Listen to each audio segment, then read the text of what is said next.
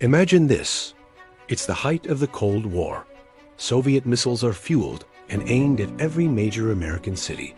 Kremlin planners believe they can strike first, wipe out America's land-based nukes and bombers in one devastating blow, and force the United States to surrender before we can hit back.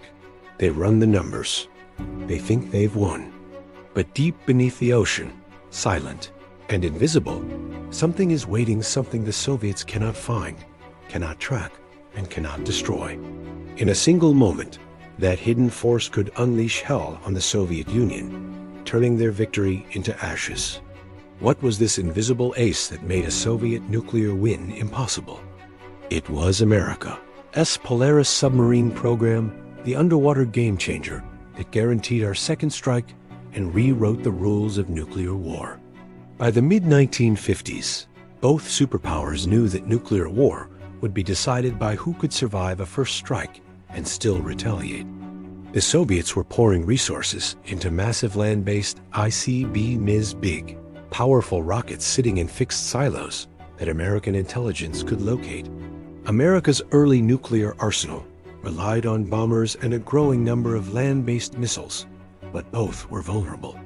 Bombers needed time to scramble. Silos could be targeted. A surprise Soviet attack could, in theory, disarm the United States before we could respond. The Navy saw the solution. Put ballistic missiles on submarines. Hide them under the sea where no radar, no satellite, no sonar could reliably find them. A submarine could patrol for months, completely silent, ready to launch at a moment's notice.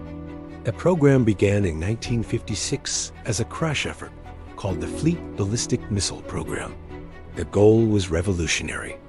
Create a missile that could be launched from a submerged submarine, fly thousands of miles, and deliver multiple nuclear warheads with pinpoint accuracy.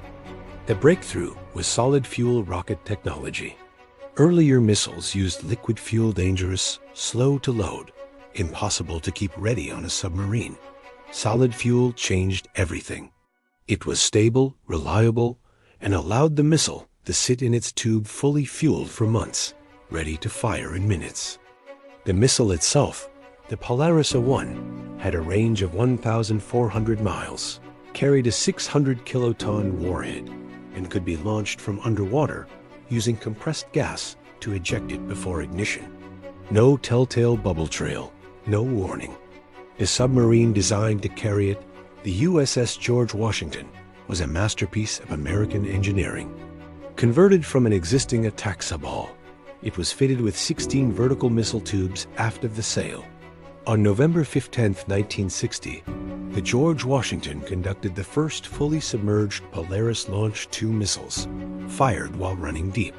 Both flew perfectly. America suddenly had an invulnerable deterrent. One Polaris submarine on patrol carried 16 missiles.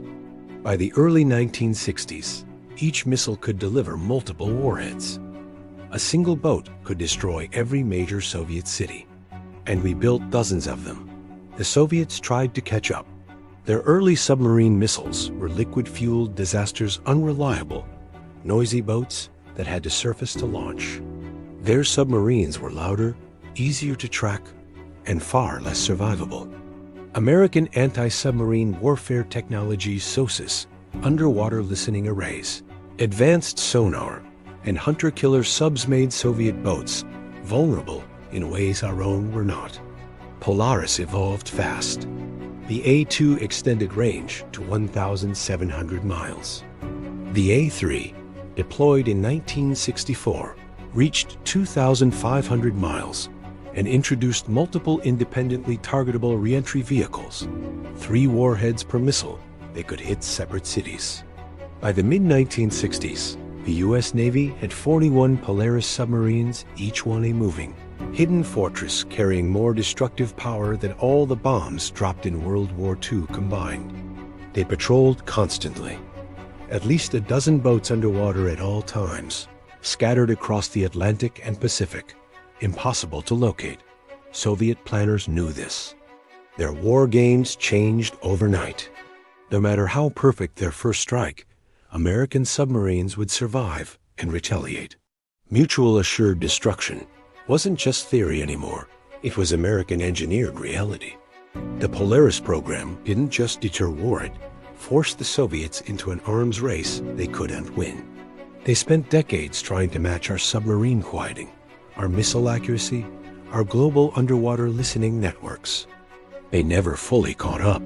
America's technological and industrial superiority, our ability to innovate quickly, build reliably, and deploy globally turned the oceans into our strategic fortress. The Polaris submarines ensured that no Soviet leader would ever gamble on a nuclear first strike. This underwater deterrent kept the Cold War cold. It protected freedom for decades. And it proved, once again, that American ingenuity and resolve could outmatch any adversary. So here is the question for you. Was the Polaris program the single most important American achievement in preventing nuclear war during the Cold War, or was there another system that mattered more? Drop your thoughts in the comments below.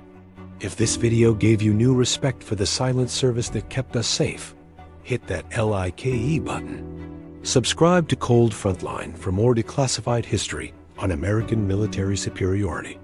And share this intel with other patriots who need to know how close we came and how we stayed safe. Comment below, like, subscribe.